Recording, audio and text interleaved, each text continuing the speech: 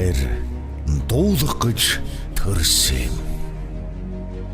Тээж төрүүлсэн ижи аавыгтэн тэнцэж мөлгсөн өхөр дүмүрсийгтэн тэрч учирсан амраг ханигтэн тэр дуулах гэж төрсөн.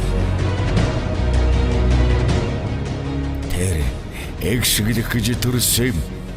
Үзэсгэлэнт нутгийнхаа уулууснаас үнэн худлыг тулгсан хундагтай халуун дарснаас үрд амьдрахгүй хорвоогийн ирсэн буцсны өмнөөс үзэж туулсан бүхний талд зөнгийн мэдрэмжээс тэр эгшиглэх гэж төрсөн.